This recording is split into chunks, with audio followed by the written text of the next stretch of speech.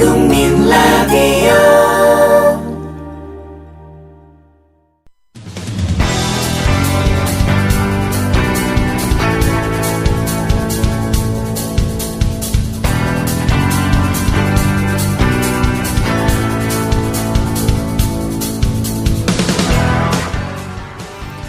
국민라디오 뉴스트라다무스 듣고 계신 현재 시각이 2시 3분을 앞두고 있습니다. 정가 소식 알아보죠. 여의도 리포터 시간인데요. 오늘 김효진 PD 스튜디오에 나와 있습니다. 어서 오세요. 네, 안녕하세요. 김효진입니다. 예.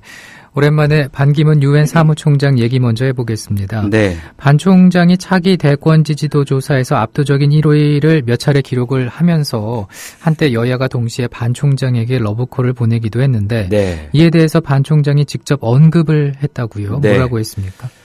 현재 그 유엔에서 유엔 기후변화 협약 이 당사국 총회가 열리고 있습니다. 예. 현지 시간으로 지난 10일에 새정치민주연합 한정혜 의원이 이 총회 현장에서 반기문 총장을 만났습니다. 한정혜 의원 측이 이 두 사람 간의 대화 내용을 전한 건데 한 의원과의 대화에서 반 총장은 대권에 관심이 없다면서 대권이라는 단어도 적절하지 않다.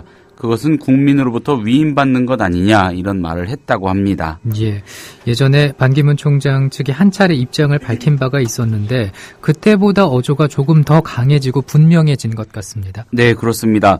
최근에 이른바 반기문 대망론이 불거져 나왔을 때 반기문 총장이 자신의 측근을 통해서 입장을 전한 바가 있습니다. 예. 당시 반 총장 측은 유엔 사무총장 역할에만 충실하겠다. 대권과 관련해서 언급되는 건 적절하지 않다. 뭐 이런 취지의 입장을 밝혔고요. 근데 대권에 안 나간다. 이 말이 없었다는 점 때문에 많은 언론이 여전히 불씨는 남아있는 것처럼 보도를 했었는데 그때와 비교하면 이번에는 비교적 확실하게 나가지 않겠다. 이런 뜻을 밝힌 겁니다. 예. 뭐 나중이라도 관심이 생기면 나가겠다는 거 아니냐라고 해석할 여지가 있다면 있겠지만 아무튼 이번에 반 총장은 관심 없다 이렇게 했다는 그 사실 자체인 것 같습니다. 예, 딱 잘라서 본인의 입장을 밝혔습니다. 네. 예. 그리고 어제 새정치연합 지도부가 사실상 처음으로 통합진보당 정당 해산에 반대한다는 그런 입장을 밝히지 않았습니까? 네. 새누리당의 반발성 반응이 잇따르고 있는데 오늘은 어떤 얘기들이 흘러나오고 있습니까? 네, 새누리당 지도부 인사들이 오늘 잇따라서 새정치연합을 비난하고 헌법재판소를 압박하는 발언을 쏟아냈습니다. 예. 새누리당 이군현 사무총장은 오늘 오전 당내 회의에서 정당 해산 심판은 헌재가 철저히 헌법 법리에 따라서 결정할 사안이라면서 재판에 영향이나 압력을 가할 수 있는 발언은 극도로 자제해야 한다 이렇게 말했습니다. 이군현 사무총장은 나아가서 지난 총선 때 야권 단일화를 통한 진보당의 원내 입성에 새정치연합이 가장 큰 공을 세운 게 사실이라면서 진보당에 대한 과도한 일방적인 감싸기는 벌써부터 20대 총선 야권 단일화를 염두에 둔 장기 포석이 아닌가 생각한다고 말했습니다. 예. 이 이군현 사무총장이 과도한 감싸기라고 했는데 이 새정치연합 지도부가 어제 공식적으로는 처음으로 정당 해산이라는 것 자체에 반대한다. 이런 원론적인 입장을 밝힌 건데 이게 뭐 과도한지에 대해서는 좀 의문이 듭니다. 예. 그리고 새누리당 내부에서 헌재를 압박해서는 안 된다라는 말이 나왔는데 네. 동시에 헌재를 향해서 결정을 종용하는 발언도 이제 나오지 않았습니까? 네. 앞뒤가 맞지 않는 것 같은데요. 그렇습니다. 새누리당 이인재 최고위원 오늘 같은 자리에서 헌재는 다른 어떤 압력에도 영향을 받지 않고 오직 헌법 가치를 수호한다는 차원에서 결정을 신속하게 금년 안에 반드시 해야 한다 이렇게 말을 했습니다. 예. 예. 어떤 압력에도 영향을 받지 않고 오직 헌법 가치 수호 차원에서 근데 결정은 신속하게 금년 안에 해야 한다 이렇게 말을 했습니다. 이인재 의원은 야당의 당론이 헌재 결정에 영향을 미치지 않을까 아주 심각하게 우려된다는 말도 했는데 그러면서 헌재를 향해서 연내 결정을 촉구한 거는 앞뒤가 어긋나도 심하게 어긋난다 이런 지적입니다. 예. 새누리당 권은희 대변인 또한 브리핑에서 조속한 결정을 촉구했습니다. 사실 여권에서 이미 수도 없이 헌재를 향해서 결정을 재촉하는 발언이 나왔는데 법관을 향해서 판결이나 결정을 종용하고 재촉하는 게 얼마나 위중한 일인지 대한민국 사회 불과 얼마 전에 이미 경험으로 잘 알고 있습니다. 이미 경험을 해서요. 예. 근데 방금 말씀해 주신 경험으로 알고 있다라는 얘기는 네. 신영철 대법관의 재판 개입 사태를 두고 하신 말씀입니까? 네, 그렇습니다. 기억들 하실 겁니다. 2009년 3월에 알려진 일이죠. 신영철 대법관이 서울중앙지법원장으로 재직할 때 당시 법원에 몰려있던 이른바 촛불 재판, 미국산 쇠고기 수입 반대 촛불 집회와 관련해서 기소된 시민들의 재판을 신속하게 처리하라고 담당 법관들한테 이메일로 재촉한 사건입니다. 예. 그때 진짜 말 그대로 사법부가 발칵 뒤집혔고 온 사회가 발칵 뒤집혔습니다. 이 법관들의 세계에서 심리를 재촉하고 빨리 결론을 내라 이렇게 하는 게 어떤 의미인지 아는 사람은 다 알기 때문입니다. 많은 판사들이 이런 설명을 했습니다. 제가 직접 여러 명한테 듣기도 했는데 사건 판단에 신중을 기하라거나 특정 사건을 특정 재판부에 배당하는 것 그리고 특히 재판을 신속히 하라는 말의 뜻은 판사가 아닌 일반인들에게는 대수롭지 않을 수 있지만 법관 사회에서는 무엇을 주문하는지 듣는 순간 안다. 이런 말들 많이 한 겁니다. 당시 사건 때문에 전국 곳곳에서 판사회의가 잇따라 열렸죠. 신영철 대법관의 행위를 규탄함과 동시에 사법부의 반성을 촉구하는 판사들의 목소리도 이어진 바가 있습니다. 예. 또 당시에 신영철 대법관에 대한 탄핵 소추안까지 발의가 됐었잖아요. 네. 대법원 윤리위원회의 결정에 따라서 이용훈 당시 대법원장이 엄중 경고 조치를 했는데 이것이 솜방망이 처벌이라고 해서 일선 판사들부터가 대대적으로 반발을 하면서 민주당 등 당시 야5당이 탄핵 소추안을 발의했었습니다. 예. 당시 여당이었던 한나라당의 반대로 결국 처리는 되지 못했습니다만 이 같은 일련의 과정은요. 사법부의 역사적인 사법 파동으로 기록되기도 했습니다. 법관한테 선고나 결정을 종용하는 게 얼마나 위중한 일인지를 넘치도록 깨닫게 해주는 일이었는데 지금 새누리당 등 여권이 계속해서 그런 언행을 하고 있는 겁니다. 우리는 어떤 가치에 찬성하고 반대한다 식의 정치적 의사표현하고는 차원이 다른 문제고 차라리 그냥 없어지는 게 맞다. 진보당은 이렇게 말하는 게 오히려 더 낫지. 법관들을 향해서 재판소를 향해서 연내에 처리하라. 이거는 정말 좀 아닌 거죠. 그렇습니다. 예. 다른 얘기 해보겠습니다. 새정치민주연합 김광진 의원이 전역 병사에게 300만 원을 지급하도록 하는 법안을 발의했다. 이런 소식이 있군요. 네. 국회 국방위원회 소속 이 새정치연합 김광진 의원 굉장히 흥미로운 법안인데 예. 많이 알려진 것 같지 않아서 제가 오전에 이어서 한 번 더 전해드립니다. 어제 발의를 한 건데 제대하는 모든 병사에게 300만 원씩을 지급하도록 하는 병역법 개정안입니다.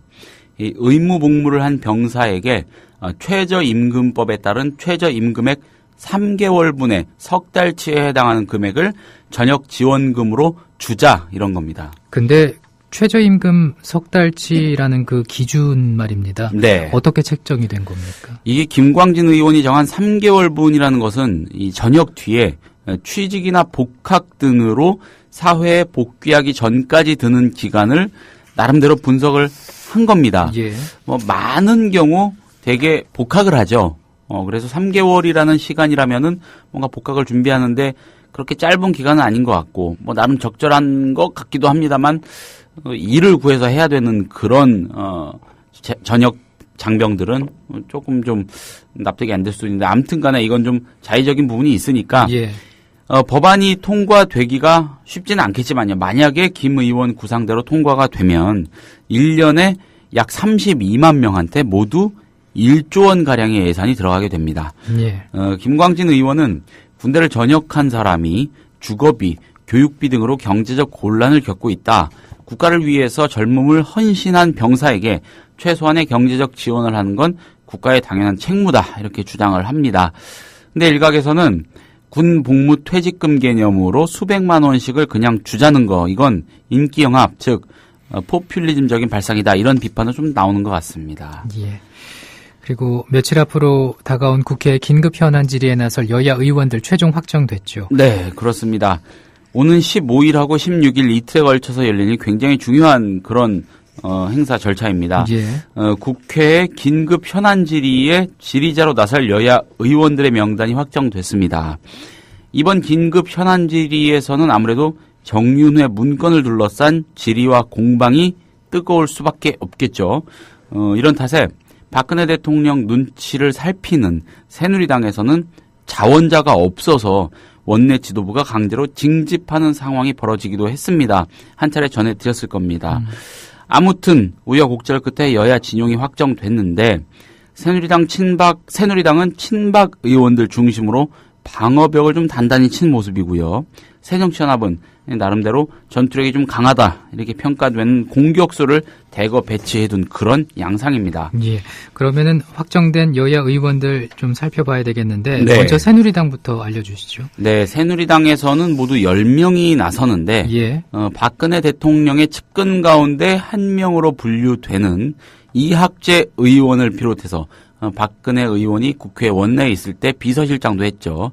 이 이학재 의원을 비롯해서 윤영석, 이노근, 함진규 의원 등이 낙점이 됐습니다. 지금 거명한 의원들은 대체로 비선 실세 의혹을 둘러싼 야당의 공격을 좀 방어하고요. 야당의 공격을 정치 공세로 규정하는데 주력하지 않을까 싶습니다. 예. 당초에 친박 중진인 삼선 홍문종 의원도 질의에 나설 예정이었는데 본인이 고사하면서 마지막에 검찰 출신의 경대수 의원으로 교체가 됐답니다. 이 당 공무원연금 개혁안을 입안한 김현숙 의원, 연금 전문가인데 김현숙 의원도 공무원연금 개혁과 관련한 질의에 나섭니다. 김진태 의원도 이름을 올렸습니다. 김진태 의원 최근에 이 민주사회를 위한 변호사 모임, 즉 민변이 없어져야 민주사회가 올 것 같다. 뭐 이런 말 하고요. 예. 갈수록 발언의 수위가 높아지는데 이번에 무슨 말을 할지 개인적으로 전 김진태 의원이 굉장히 주목됩니다. 그렇습니다.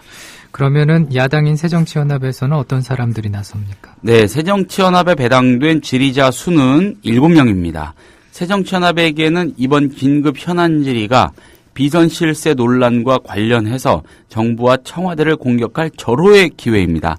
그래서 그런지 질의자 선정 경쟁률이 2.5대 1 정도 됐었다고 합니다. 굉장히 치열했던 거죠. 일단 당내 비선 실세 국정농단 진상조사단 단장이자 청와대 법무비서관 출신인 박범계 의원이 눈에 띕니다.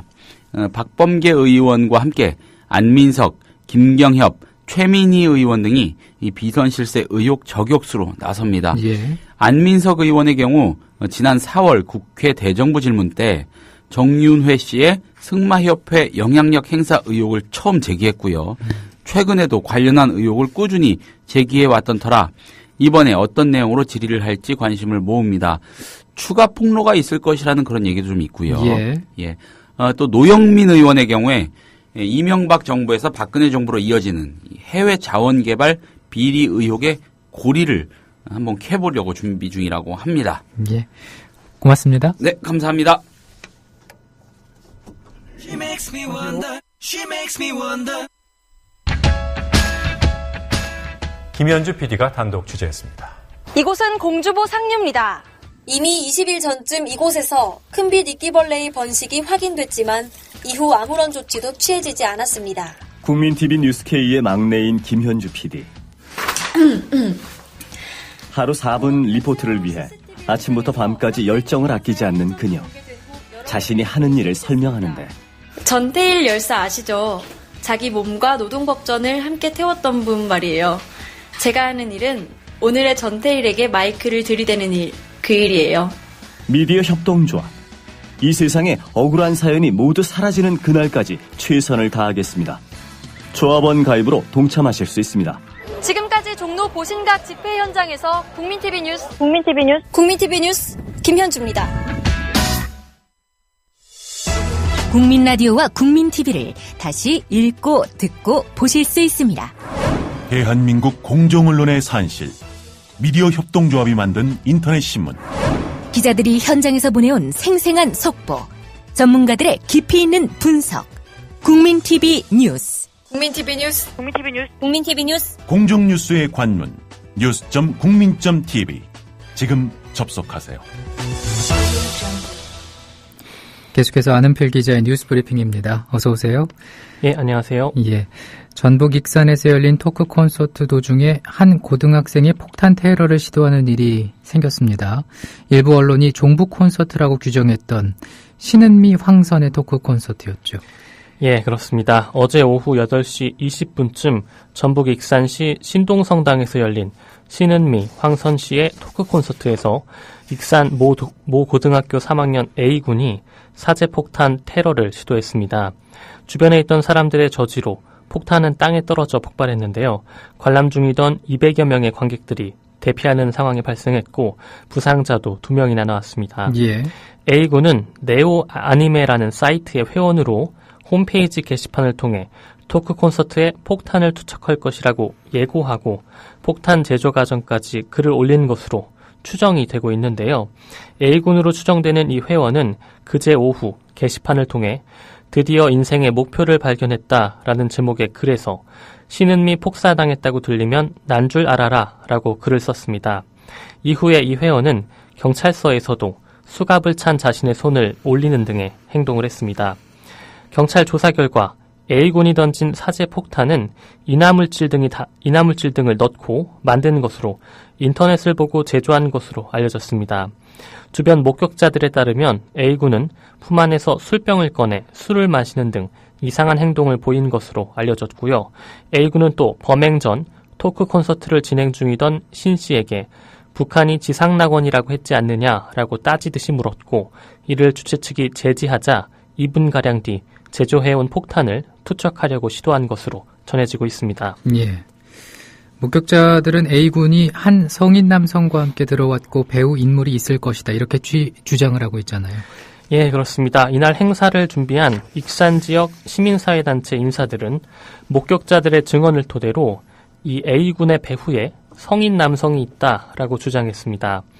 당시 A군의 옆에 앉아있던 조상규 전북 농민회 의장은 행사 중간에 한 성인 남성이 A군을 데리고 들어왔고 A군은 고량주를 마시는 등 술이 취한 상태였다라고 말했습니다. 또한 익산 지역 시민사회단체 관계자들도 이번 일은 인명살상을 목적으로 한 명백한 테러이며 정확한 조사가 필요하다며 나이가 어린 A군 혼자 범행을 저질렀다고 볼 수는 없다. 배후 인물을 반드시 찾아내야 한다라고 익산경찰서장에게 의견을 전달하기도 했습니다.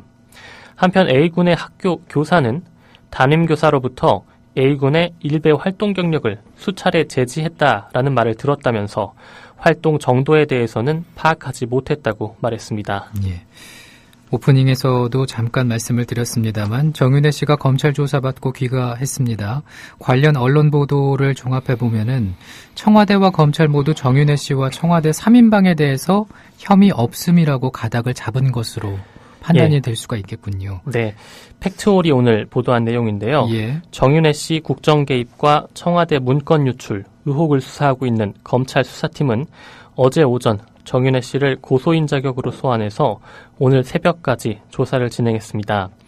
이에 대해서 한겨레는 오늘 청와대가 이 사건과 관련 고강도 감찰을 최근에 진행한 뒤 그 결과를 검찰에 전달한 것으로 전해진다라면서 감찰 결론도 이번 문건 작성과 유출 배경에 이른바 조응천 그룹이 관계돼 있으며 이들이 청와대 3인방 및 핵심 참모 그룹을 흔들기 위해 의도를 갖고 문건을 작성한 뒤 뜻을 이루지 못하자 외부로 유출한 것이라는 취지로 되어 있다고 한다 이렇게 전했습니다. 예. 이에 대해 조응천 전 비서관 쪽은 청와대 내부 핵심 몇몇이 자신들의 책임을 피하려고 조작한 시나리오다라고 반박하고 있다고 한겨레가 전했습니다.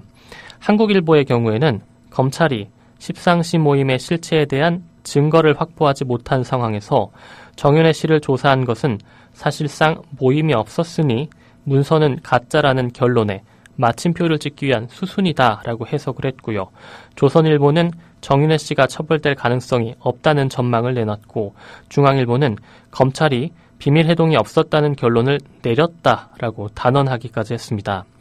한편 이 사건을 최초 보도한 세계일보는 문건 내용이 대부분 실현됐는데도 짜인 결론으로 몰아가느냐라고 반박했습니다.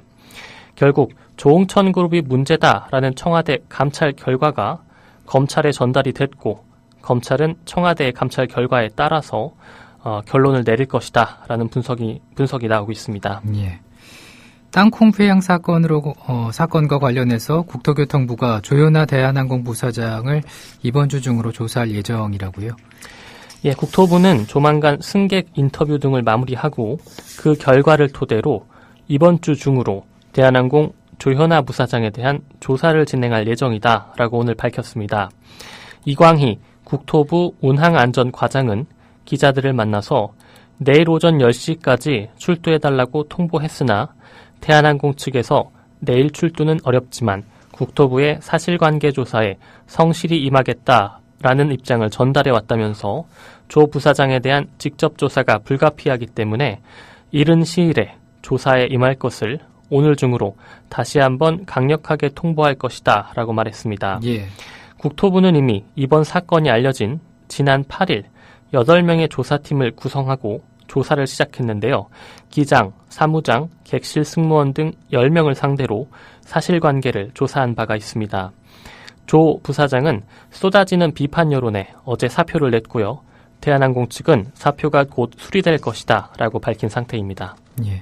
그리고 또다시 이슈가 되고 있는 문제가 이제 제2롯데월드 아쿠아리움에서 물이 새서 안전성 문제가 제기가 되고 있는 상황이지 않습니까? 제2롯데월드 아쿠아리움을 시공한 회사가 전에 두바이에 있는 아쿠아리움도 시공했다라는 소식이 전해지고 있는데 그런데 두바이 아쿠아리움이 붕괴됐다는 주장이 또 있나 봐요. 예, 그렇습니다. 물이 새는 것으로 확인된 제2롯데월드 아쿠아리움에 대해 정부가 합동조사단을 구성하고 안전점검을 실시했는데요. 그 결과 물이 새는 곳이 3곳 이상 발견된 상황입니다.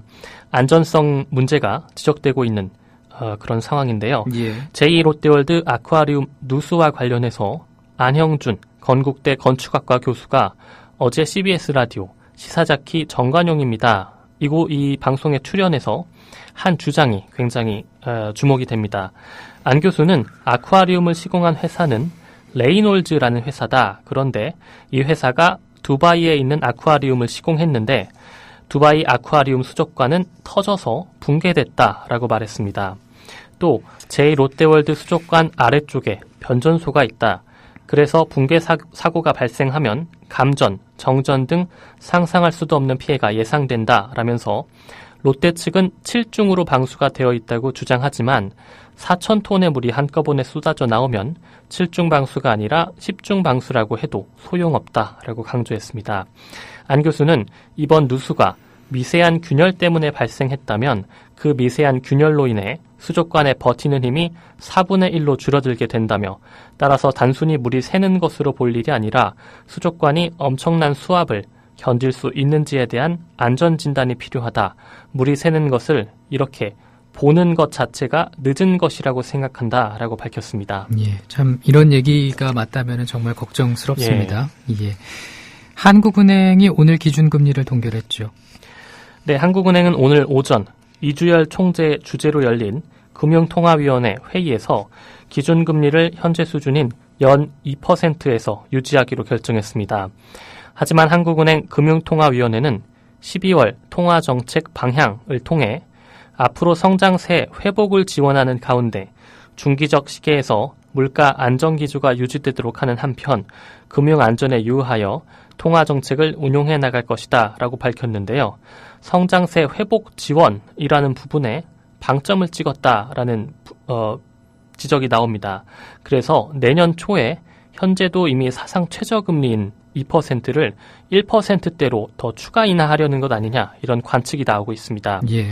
한국은행의 금리 인하가 경기 부양 효과를 낳지 못하고 가계부채 폭증과 전셋값 폭등만 부채질한다는 비판이 나오고 있는 상황이기 때문에 금리 추가 인하를 둘러싼 논란은 더욱 거세질 전망입니다. 예.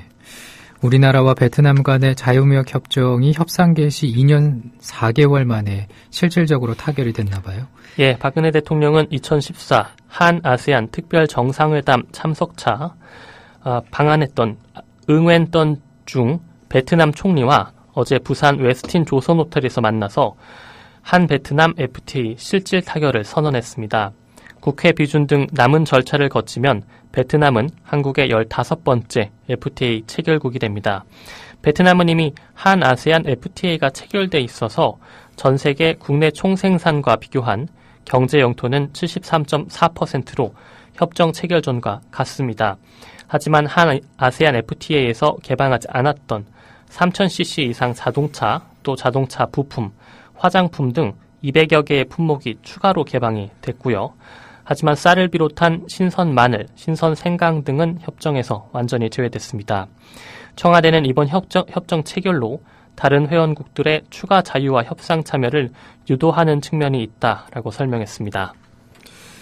네이버가 뉴스 검색 시스템을 전면 개편했습니다. 검색 어뷰징을 잡겠다고 한 개편인데 오히려 특정 언론 띄우기다 이런 비판이 또 있나 봐요.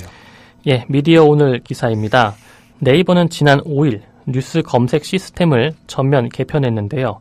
클러스터링 기법을 도입해서 검색 결과를 시간 순이나 정확도 순으로 늘어놓지 않고 비슷한 주제의 기사를 묶어 3개의 기사만 노출하고 추가로 더 있는 기사를 보려면 관련 기사 보기를 클릭하는 방식으로 바꿨습니다. 또한 모바일에서도 검색 제휴사의 기사를 함께 결과에 노출하기로 했습니다. 예. 지금까지 실시간 인기 검색어에 맞춰 관련 기사를 쏟아내는 이른바 검색 어뷰징으로 기사 한 건당 최대 10만 회의 페이지 뷰를 올리는 그런 언론사들이 많았는데요. 네이버가 검색 기준을 바꾸면서 트래픽이 급감했습니다. 특히 모바일에서는 콘텐츠 제휴사 기사만 검색 결과에 노출이 됐는데 지난 5일부터는 검색 제휴사 기사가 검색 결과에 포함이 되면서 콘텐츠 제휴사들의 노출 빈도가 더욱 낮아졌습니다. 콘텐츠 제휴사는 네이버가 비용을 지불하면서 콘텐츠를 구매하는 언론사를 뜻합니다. 그런데 오히려 이번 개편이 특정 언론의 요구를 받아들인 것 아니냐 이런 비판이 나오고 있는데요. 예. 익명을 요구한 한 언론사 온라인 관계자는 취지는 이해하지만 조선일보와 동아일보의 노출이 눈에 띄게 많아졌다라면서 조중동 등이 신문협회를 내세워 제휴 수수료를 올려달라고 압박하고 있는 상황에서 이들의 요구가 반영된 것 아니냐는 의혹을 떨칠 수가 없다고 말했습니다. 예. 이 관계자는 또 개편 이전에도 조선일보와 동아일보가 가장 낚시질을 심하게 했는데 아무런 제재 조치를 하지 않았기 때문에 공정성 논란이 끊이지 않고 있는 것이다 라고 덧붙였습니다. 예. 그러니까 이번에 개편된 방식은 비슷한 기사를 묶어서 보여준다는 건데요. 가장 상단에 노출되는 3개의 기사, 여기에 일부 유력 언론만 자주 노출된다 이런 지적도 나왔죠. 예, 그렇습니다. 백재현 아시아경제 뉴미디어 본부 본부장은 비슷한 기사를 수백 개씩 나열하던 과거의 방식과 비교하면 확실히 시각적으로는 나아졌지만 여전히 어뷰징을 하면 트래픽을 얻을 수 있고 클러스터의 상단에 묶인 기사들은 오히려 트래픽이 더 늘어난 것으로 알고 있다고 말했습니다. 백 본부장은 뉴스를 묶을 때 유령 매체 위주로 묶는 것 아니냐는 그런 느낌을 받을 만큼 일부 언론의 노출 빈도가 상대적으로 높다고 지적했습니다. 예. 게다가 네이버 검색 개편에 맞춰서 신종 어뷰징 기법도 나타났는데요. 그제 대한항공의 이른바 땅콩 회항 사건과 관련해서 일부 언론은 100건 이상의 기사를 쏟아내기로 했습니다. 이때 검색 키워드를 기사 하단에 반복해서 붙여넣는 그런 수법을 쓰기도 했습니다. 네, 오늘 말씀 고맙습니다. 네, 고맙습니다.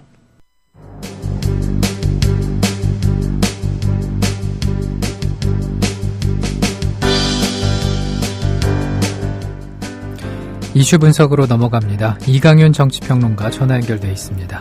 안녕하십니까? 안녕하세요. 예. 어제 여야의 이른바 2+2 회담 어떻게 보셨습니까? 언론들은 빅딜이다 그런 얘기를 했는데 예. 빅딜은 아닌 건 분명하고요. 그냥 굳이 그런 식으로 표현하자면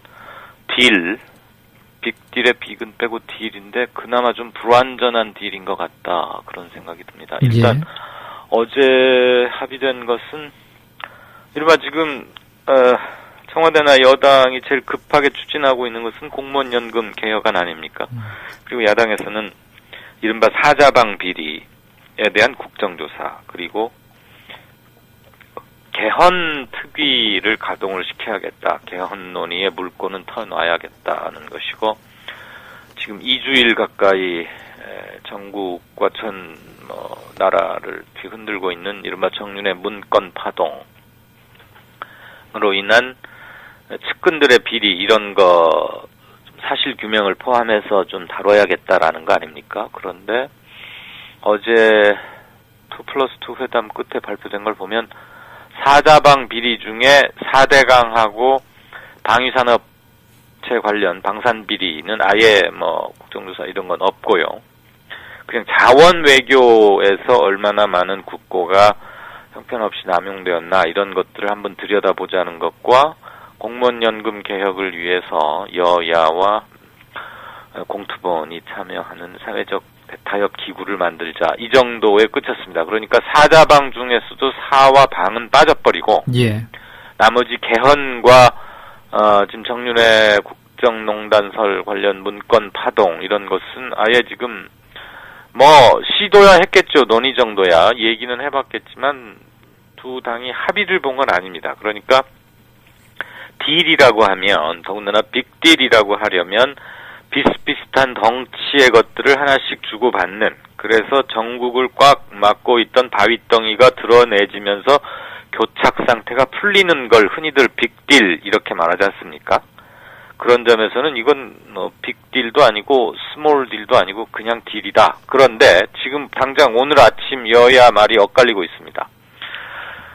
제가 그래서 지금 그나마 불완전한 딜이다 이랬는데, 간단히 정리를 하자면 여당은 공무원 연금 개혁을 언제까지 통과시킨다, 이런 시한을 못 박자는 거고요. 만약에 그 시한을 못 박지 않으면 자원 외교 관련해서 국정조사도 진행하지 않겠다, 이런 입장을 지금 들고 나왔습니다. 이에 반해서 새정치연합은 국정조사는 서두르되, 자원외교 관련해서 무슨 일이 있었는지 요걸 따져보는 것은 서두르되, 공무원연금 개혁 문제는 좀 시간을 두고 천천히 의견을 수렴하자. 그래서 빨라야 내년 상반기쯤에나 하면 되는 게 아니냐, 지금 이런 입장이거든요. 그러니까 여당에서는 그렇다면은 국정조사도 못하겠다. 공무원연금을 언제부터 언제까지 논의를 해서 통과시킨다는 시한을 논의 시작부터 처리 종료까지를 딱 정하고 하자. 그리고 국정조사도 언제부터 언제까지 한다. 이렇게 두 개 다 시작과 끝을 분명히 못 막고 하자는 거거든요. 근데 그래서 지금 오늘 나온 이 이견이 그냥 서로 기싸움 그런 것 같지는 않고요. 항용 이런 여야에 조금 덩치 큰 사람들이 모여서 좀 관심을 집중시켜서 하는 회담 끝에 그 디테일한 세부 사항 가지고 합의가 됐니 안 됐니, 저쪽에서 오버하는 거니, 우리는 그런 뜻으로 말하지 않았다느니, 이런 말들이 자꾸 나오고 있거든요. 특히 최근 현 정부 들어서 말이죠. 그게 논의 과정에서 불분명하게 해놓은 것도 하나 있고, 또 하나는 양측의 불신이 그만큼 크기도 하고, 또 하나는 세 번째이긴 하지만 저는 이게 제일 중요하다고 보는데, 신뢰가 사실 여야 사이에 그렇게 언제나 신뢰가 이렇게 좋았다거나 그런 적은 사실 별로 없습니다. 그리고 정치적 입장을 매우 달리하는 거고, 정권 획득을 위해서 경쟁하는 두 커다란 집단이니까 양측 사이에 신뢰라는 게 무슨 관포지교의 우정 같은 그런 신뢰를 기대한다는 것 자체가 너무 순진한 거죠.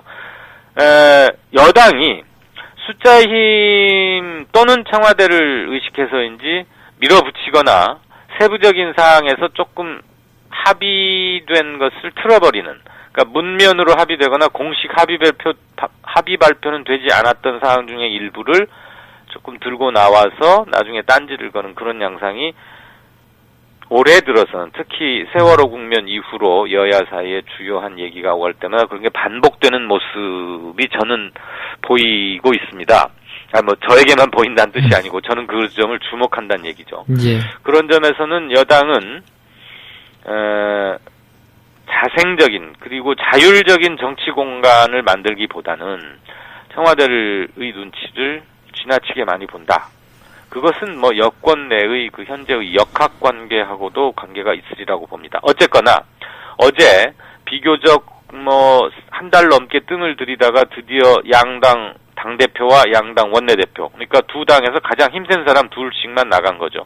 그 2+2 회담은 빅딜은 아니고 스몰 딜도 아닌 그냥 딜 정도였는데 그나마 불완전한 딜이어서 어제 합의 본 것들이 과연 유지가 될지 모르겠다. 그리고 이게 어제 그 2+2 회담이 중요한 의미를 갖는 것은 내년 한 1, 2, 3월까지의 전국의 향방을 가늠해 볼 수 있는 풍향계라는 점에서 조금 의미를 부여할 수 있었는데 당장 오늘 두 당의 분위기가 바뀌는 걸로 봐서는 굉장히 취약한 상태다. 그리고 정윤회 문건 파문의 수사 결과가 어떻게 나올지, 그리고 그것에 대한 국민의 반응, 여론이 가장 중요한 이슈로 앞으로는 대두될 것 같습니다. 조금 이따 다시 말씀을 드릴 기회가 있을 것 같습니다만, 그렇다고 보면 내년 초까지, 연말 국회를 포함해서 내년 초까지 이어지는 전국은 대단히 좀 시계 제로인 상태가 연장될 가능성이 높고, 더군다나 2월 8일에는 새정치민주연합의 전당대회가 예정되어 있기 때문에 그때까지 전국의 현안이 뭔가 이렇게 진척이 되거나 또는 법안 형태로 표결을 거쳐서 처리가 되거나 이러기까지는 앞으로도 많은 진통이 예상됩니다. 예. 그럼 이런 질문 한번 드려보고 싶은데, 네. 그 여야 어느 쪽이 좀 그래도 좀 이득을 봤다고 보십니까? 여당이 당연히 이득을 봤죠. 예. 일테면 야당은 얻어내려고 했던 것 중에 아주 극히 일부만 얻어냈는데 그것마저 지금 불완전한 상태이긴 하지만 사자방 중에 4대강과 방위산업체 이건 얘기도 못 꺼낸 거 아닙니까?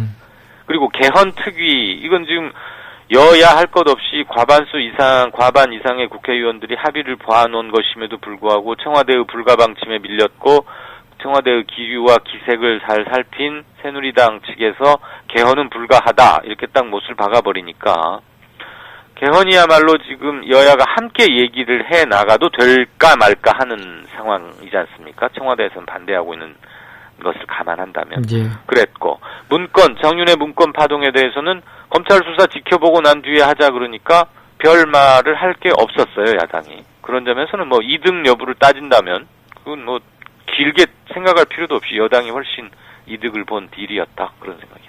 예. 야당은 줄곧 사자방 국조 요구해 왔는데 뭐 사와 방은 빠진 것 같습니다. 이유가 네. 뭐라고 보십니까? 일단 여당을 끌어들일 견인할 지렛대가 없었습니다. 야당에게. 그러니까 우리가 줄다리기 같은 거 할 때 힘이 좀 팽팽해야 처음에는 이렇게 밀고 당기고 이렇게 하다가 어느 쪽에 뭐 힘이 드러나면서 또는 저쪽에 호흡이 안 맞거나 그러면 내 쪽으로 끌어당기는 거 아니겠습니까? 예. 힘을 바탕으로 한 협상력은 뭐 줄다리기하고 똑같다고 거기에 비유하면 저는 뭐 틀릴 게 없다고 보는데요.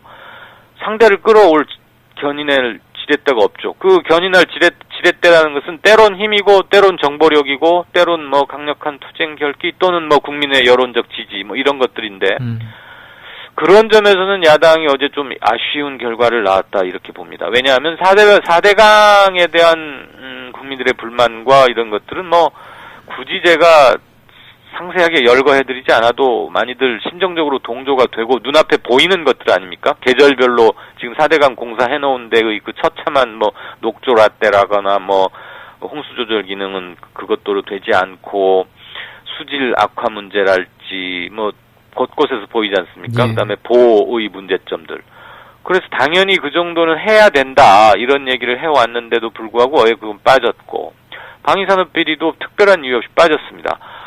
우선 4대강 국조에 대해서 새누리당이 완강하게 거부 의사를 밝힌 것은 아마도 친이명박계 의원들의 집단 반발을 우려했을 것이고 지금 이 국면에서 더군다나 문건 파동으로 인해서 대단한 곤경에 청와대와 여당이 함께 곤경에 처해 있는 거 아닙니까? 예. 이 와중에 4대강 국정조사를 하게 됨으로써 친이계마저 반발해가지고 당내에 또 한 번 분파나 불협화음 또는 반발, 동요 이런 게 생긴다면 전반적인 국정 운영에 대단히 큰 부담을 느낄 수밖에 없죠. 그러니까 친이계의 반발을 우려해서 새누리당이 4대강은 철저히 막아낸 것 같고 방위산업체 역시 여당이 그걸 응한다고 해서 현 정부에게 결정적인 타격을 줄 문제는 아니라고 저는 봅니다. 물론 현 정부 들어와서도 이게 방위산업비리가 없었냐? 그건 물론 아니죠. 당연히 진행돼 왔는데 이것의 문제는 지난 2006년 방위사업청이 출범한 이래 계속 되어왔고 구조적 비리가 더 커져왔다. 이것을 도려내는 문제니까 굳이 정권별 그 시기로 따지자면 노무현 정부 말기에 출범해서 이명박 정부와 현 정부 한 1, 2년 정도를 거친 건데 우리가 대표적인 지금 방위산업체 비리의 문제점으로 인식하고 있는 통영함 같은 경우 이거는 2년 훨씬 전에 생겼던 일들이거든요. 그러니까 이명박 대통령, 그러니까 전임 정부 때 일어났던 거죠. 그러니까 현 정부로서는 오히려 전 정부의 뭐 비리나 실정 이런 것들을 눈에 띄게 부상시킴으로써 얻을 반사 이익이 있음에도 불구하고 새정치연합은 이것마저도 강력하게 밀어붙여서 따내지 못한 형국이 되고 말았단 말입니다. 그런 점에서는 도대체 어제 협상장에서 비공개로 진행된 부분에서 어떤 얘기들이 구체적으로 오갔길래 이 정도밖에 안 됐나 이렇게 되물을 수밖에 없는 상황이 된 것 같습니다. 예, 그 마지막 질문을 드려야 될 것 같습니다. 시간 관계상 그 정윤회 문건 파동을 봤을 때 뭐 지금 국면이 마무리 국면으로 들어간다고 볼 수 있을까요? 어떻습니까? 검찰 수사는 일단 마무리 쪽으로 잡아가는 것 같습니다. 정윤회 문건 파동이 크게 두 가지라고 보이는데요. 이른바 정윤회 씨와 뭐 청와대 문고리 3인방이 뭐 시내 모처 중구금 시점에서 정기적으로 만나서 이런 얘기를 했느냐. 그게 이제 우선 하나가 있고 또 하나는 승마협회 관련해서 정윤회 씨 부부, 정윤회 씨인지 그 부부인 최순실 씨인지는 모르겠습니다만 그 부부 중에 누군가가 대통령에게 뭐 귀옛말을 하건 고자질을 하건 뭐가 됐건 형식은 그래서 문체부의 국장과 과장을 콕 찍어서 뭐 대통령이 이 사람들 참 나쁘다더라 이렇게 한 그 두 가지라고 볼 수 있는데 이른바 문건이라고 하면 전자를 말하는 거겠죠. 지금 그것의 내용은 뭐 상당 부분이 아닌 걸로 이렇게 지금 얘기가 되어가고 있는 것 같고 유출도 가닥이 잡혀져 가는 것으로 드러나고 있습니다. 그러면 이제 어느 선까지 해서 어떻게 처벌하느냐인데 검찰이 마지막에 여론 동향은 반드시 살필 겁니다. 왜냐하면 이것에 대한 세인의 관심은 너무 컸던 데 비하면 내놓을 결론은 너무 빤한 거고 더군다나 대통령이 뭐 찌라시다 이렇게 한두 번 얘기를 해놓은 거였기 때문에 결국은 그러면 대통령 발언을 수사라는 절차를 통해서 합법화 공식화시켜주는 것밖엔 되지 않느냐 이런 반발이 대단히 커진다면 한두 가지 더 지금 벌써 뭐 얘기 나오는 게 조응천 비서관의 뭐 7인회 모임이다 그러는데 저는 7인회라는 이름은 아닐 것 같고 조응천 비서관이 공직기강 비서관으로서 재직할 당시에 뭘 조사하고 알아보는 과정에서 자기가 주로 사용했던 정보 수집 루트나 사람들, 의지했던 말들 이런 사람은 있을 수 있다고 봅니다. 이제 그걸 지금 7인회라고 이름을 붙인 거니까 조 비서관은 뭐 날조다 이렇게 말이 오가고 있는데 강력 반발하면 이쪽으로도 수사는 번질 수 있을 것 같다고 봅니다. 어쨌거나 십상시가 정례적으로 중국음 시중에서 만났느냐, 김기춘 실장을 또 파내야 된다 이런 말을 그 부분은 사실이 아닌 것으로 발표할 가능성이 대단히 높다고 봅니다. 그렇지만 승마협회와 문체부 압력건은 유진용 전 장관이 확인을 해준 바가 있기 때문에 그 부분에서는 마무리라고는 할 수가 없죠. 그런데 그 부분까지 수사를 하느냐는 아직은 미지수입니다. 왜냐하면 고소고발 사건이 현재는 없기 때문에요. 예, 고맙습니다. 네, 고맙습니다.